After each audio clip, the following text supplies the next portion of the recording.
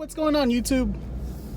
So in this video we're going to be discussing the top 5 first mods that anyone should be making to their FJ80, or maybe even specifically their old 4x4.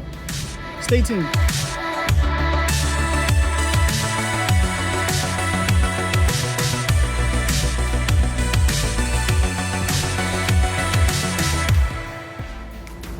So let's first start off talking about what the intended purpose of this rig is going to be. You know, for me, my FJ80 is definitely a weekender. You know, just to get us up to the range, get us up to a trail somewhere that we can hang out with the family and friends.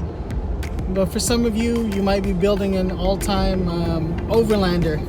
You know, try to hit all 7 continents or something like that. And I don't know, in a case like that, maybe an older 4x4 really isn't the best way to go. It would depend on your bankroll at that point. I mean, icon restoration build that you see around, and yeah, that would be really cool, but you got to think about your budget at that point. But there are a few of you also that are looking for a daily driver, but they just want to drive an old 4x4. And if that's the case, then yeah, this video is for you as well. So number 1, let's talk about brakes.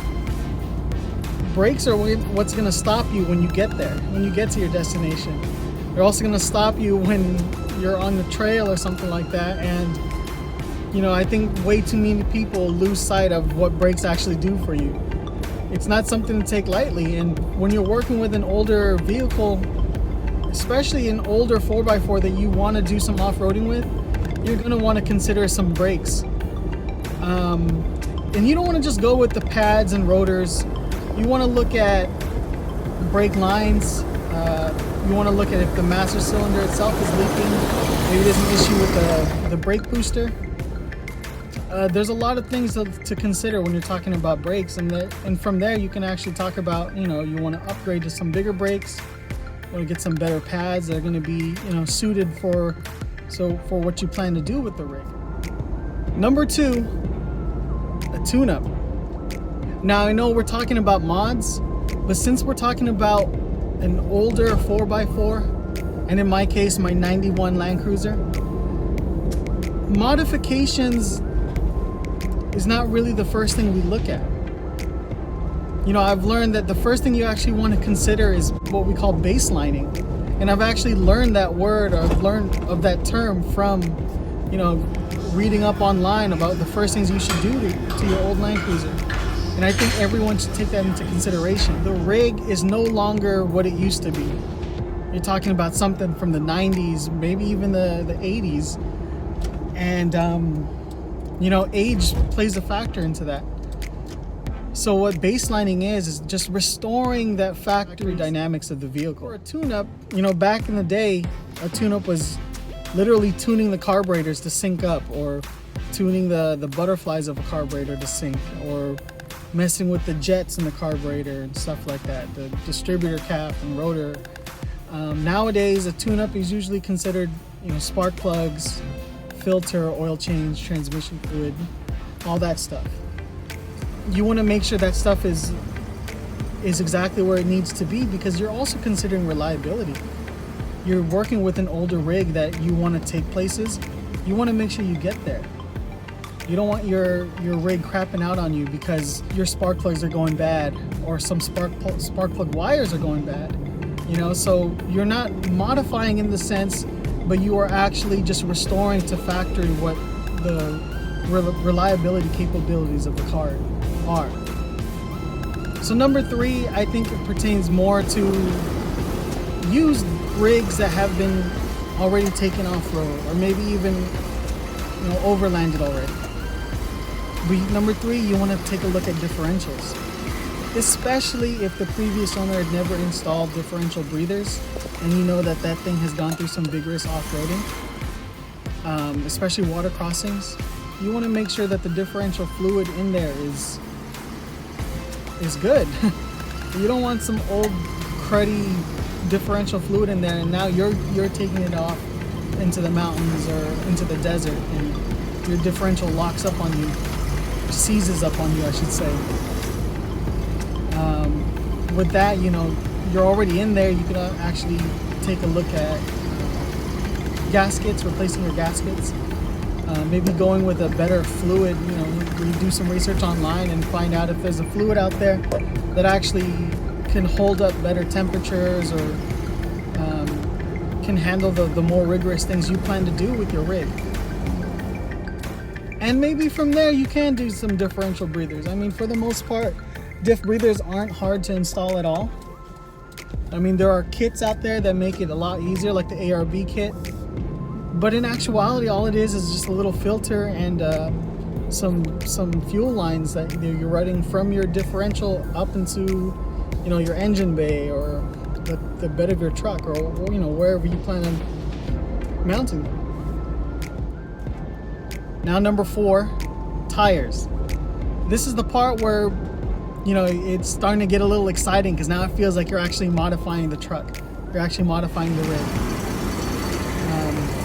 Unless you know for a fact, or you can really tell that the tires that are on the rig are in really good condition, it's easy to buy an older 4x4 or an older car in general and actually have some bad tires.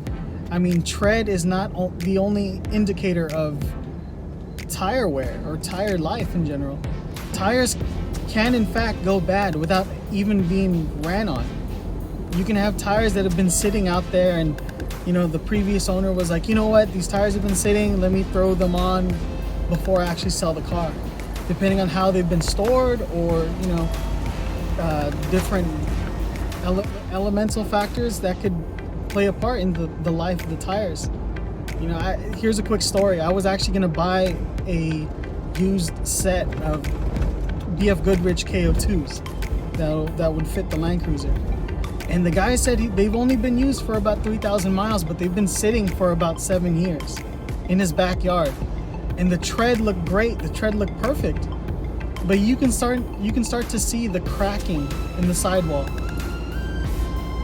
I mean, that's sure someone else might have given it a try, but I mean, I take my family out in this Land Cruiser, and I don't want tires to fail. And number 5, suspension and steering components. I put suspension and steering components into one group because when you start messing with suspension, you're going to mess with your alignment. And you throw off your alignment, you're going to wear out your tires a lot faster, right? Everyone knows that. And sometimes, when you want to get your steering aligned, there's certain things that you need to replace because it's an older rig. Like if you have tie rod ends that are shot, you're not going to be able to really align the car properly. You might be able to, but it's eventually going to get thrown off again because your tie rods are all beat. All the rubber's gone. And you're already down there. You're replacing the shocks and the springs, and the tie rods are right there. I mean, you're not saying that you have to change the complete drag link or you have to change the complete sway bar, but you want to look at tie rods and, maybe depending on the type of rig. And again, suspension is the other thing that you'd start to feel like you're actually doing modifications.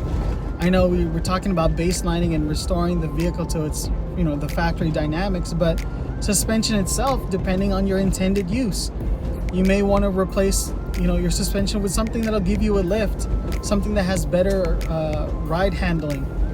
And, now you'll also take into account the weight that you're going to be carrying, your anticipated load, right? I mean, for me, I knew that this Land Cruiser was going to be used for the range, the shooting range. And we pack a lot of targets and we pack a lot of ammo. And so I know suspension, I have to go with something that can actually carry that, because we actually have to go on a pretty decent trail to get up to that shooting range. This list isn't to be done in any certain order, Like I said earlier, go ahead and pick apart at the list and do whatever you need to do. It needs to be checked off first.